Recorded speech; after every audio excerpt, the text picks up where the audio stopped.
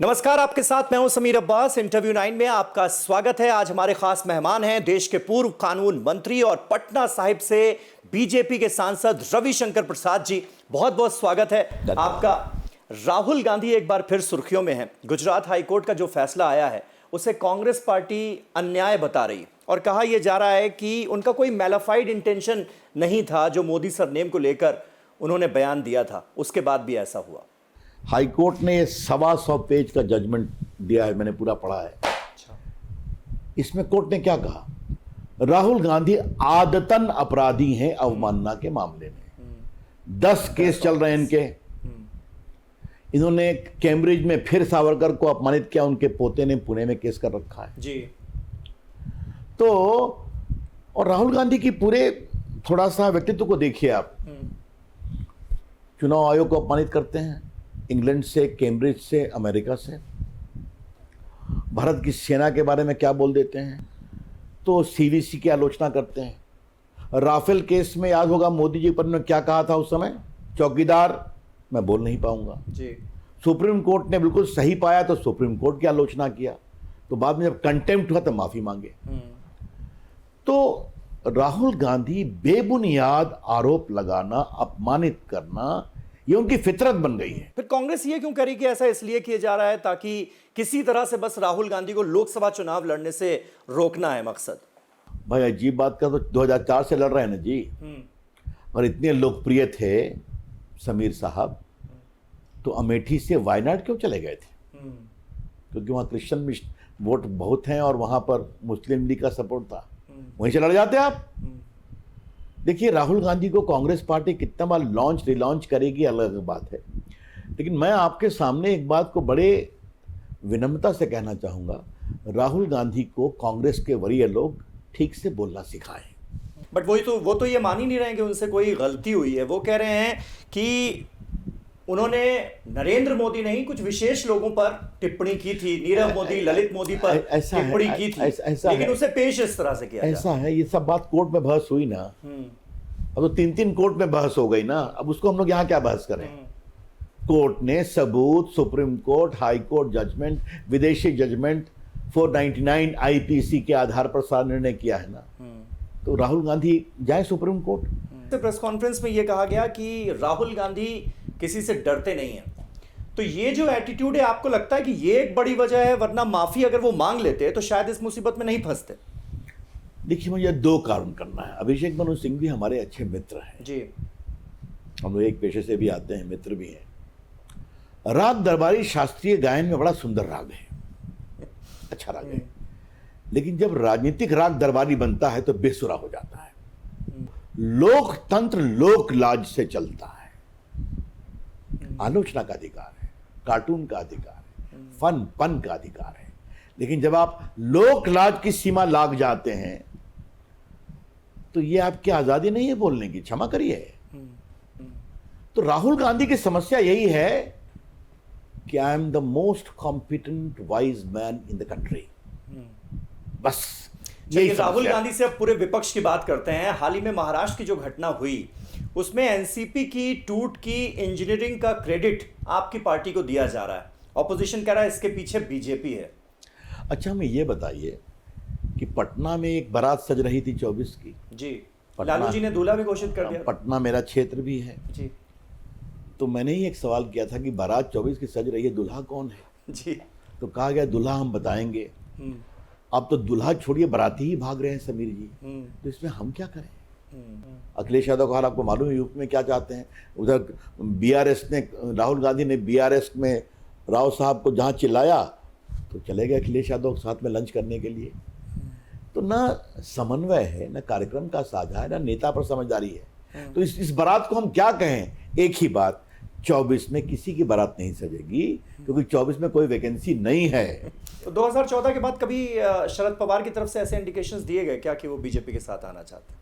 उनके भतीज ने सब खोल दिया ना। अब हमसे क्या पूछ रहे हैं? और एक तो एक ही है कि जब पिछले चुनाव में देवेंद्र फडणवीस मुख्यमंत्री उप मुख्यमंत्री कहे तो पवार साहब का खुद का स्टेटमेंट है गूगली कि हम ही ने कहा था जाओ शपथ दो फिर बैकआउट कर जाओ, जो बीजेपी को एक्सपोज करना था। देखिए, जो कोई बहुत गूगली देता है तो कभी गूगली पर छक्का लग जाता है। आपको लगता है कि बीजेपी को नए साथियों की तलाश है, आप ये मानेंगे, या फिर अभी जो कुनबा है वो काफी है? देखिए, पहले आप मुझे एक बात मैं आपको बताना चाहता हूँ। करारी हार देने के लिए 14 में बीजेपी को अपना पूरा बहुमत था, फिर भी नरेंद्र मोदी जी ने बड़ा हृदय दिखाते हुए अपने सहयोगी लोगों को मंत्री बनाया कि नहीं बनाया। 19 में भाजपा को उनकी अगुवाई में, मोदी जी की अगुवाई में 14 से अधिक बड़ा बहुमत मिल गया, फिर भी हमने अपने सहयोगियों को इज्जत दी कि नहीं दी। तो अपने सहयोगियों को इज्जत देना भाजपा के डीएनए में है। अच्छा, यूनिफॉर्म सिविल कोड एक बड़ा मुद्दा बनता हुआ नजर आ रहा है। क्या 2024 के चुनावों से पहले ये प्राइम एजेंडा है मोदी सरकार का, यूनिफॉर्म सिविल कोड आ जाएगा क्या? पहले आप एक बात समझ लीजिए, हमारे मैनिफेस्टो में तो आज से नहीं, बहुत दिनों से है। बिल्कुल। अब उसकी कानूनी प्रक्रिया चल रही है लॉ कमीशन के द्वारा, उस प्रक्रिया की प्रतीक्षा करिए, मैं इतना ही कहना चाहूँगा।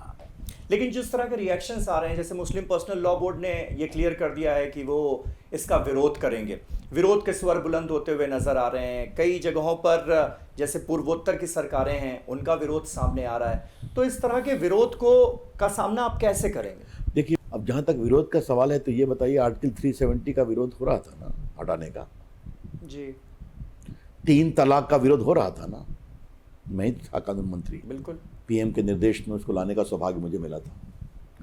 गए थे ना सड़कों पर। और ये all India Muslim personal law board वही है ना, ये सुप्रीम कोर्ट में एफिडेविट करके कहा था कि आप 3 तलाक को न तोड़ें, हम अपने जमात को समझाएंगे कि कॉन्ट्रैक्ट में इस बात का प्रावधान करेंगे। फिर भी पारित हुआ ना, देश आगे बढ़ा ना। मैं तो जब उस मामले का रिसर्च कर रहा था तो मैं तो स्टन्ड हो गया, और मैं आपके दर्शकों से उसको साझा करना चाहता हूँ। रोटी जली बनी, तलाक तलाक तलाक। पत्नी लेट से उठी, तलाक तलाक तलाक। यूपी में एक पत्नी मोदी जी की रैली में चली गई, लौट के आई, तलाक तलाक तलाक। और एक आईटी प्रोफेशनल हमसे मिलने आई, मैं तो बहुत दुखित हो गया कि मैं आईटी प्रोफेशनल हूँ, मेरे पति दुबई में है, मेरी तीसरी बेटी हुई तो व्हाट्सएप पे आ गया तलाक तलाक तलाक। इसका भी तो विरोध कर रहे थे। बिल्कुल बिल्कुल। और मुस्लिम पर्सनल लॉ बोर्ड। ठीक है, प्रधानमंत्री नरेंद्र मोदी ने कहा है कि झूठी गारंटियों से हमें सावधान रहना चाहिए। ऑपोजिशन पर वो हमला बोलते हुए नजर आए। हिमाचल और कर्नाटक के चुनावों के बाद बीजेपी क्या इसे अपना एक प्राइम कंसर्न मानती है कि इस मुद्दे को हमें एड्रेस करना होगा, कि जो गारंटीज दी जाती हैं, जिन्हें रेवड़ियां बांटना भी कहा जाता है आपकी पार्टी की तरफ से? देखिए, आप एक बात समझिए, इस पर चर्चा होनी चाहिए कि नहीं होनी चाहिए? ये पैसा कोई मुख्यमंत्री अपने पॉकेट से देते हैं क्या? आपके सामने 2 मॉडल हैं कि डायरेक्ट बेनिफिट ट्रांसफर में 48 करोड़ बैंक अकाउंट खोले गए गरीबों के जी। 4 उसको जोड़ा गया आधार से, जोड़ा गया मोबाइल से, क्योंकि ये सारा विषय मैं देख रहा था संचार आईटी मंत्री के रूप में। और 400 वेलफेयर योजनाओं का पैसा 28 लाख करोड़ सीधा गरीबों के बैंक अकाउंट में भेजा गया। 3 लाख करोड़ बचाए गए।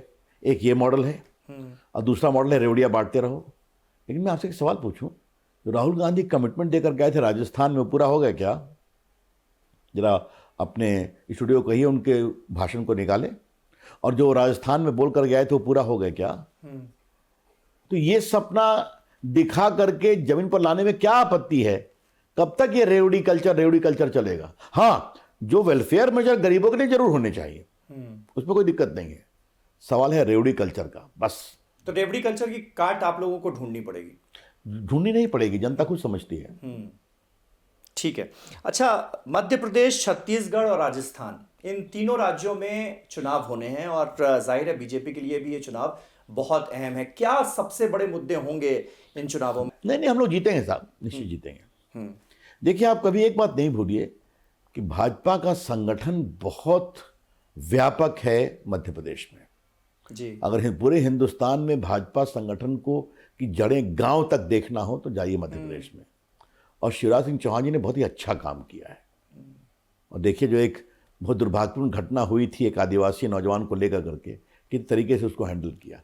संवेदनशील हैं और जीतेंगे। अच्छा, बिहार की राजनीति में भी 24 से पहले हम कुछ बड़ी हलचल देखने वाले हैं क्या?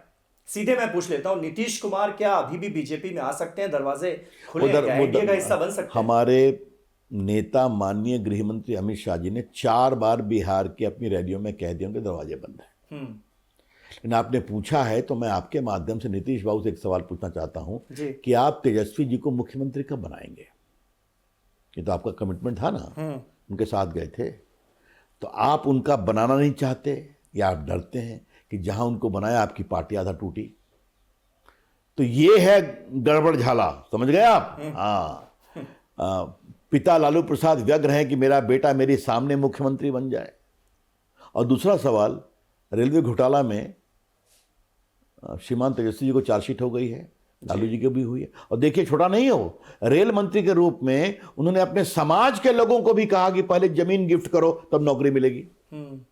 बाकी तो रेलवे होटल बिका वगैरह अलग बात है। तो नीतीश जी ने 17 में क्यों छोड़ा था?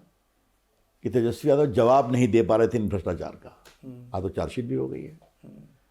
तो ये सवाल है, नीतीश बाबू हैं।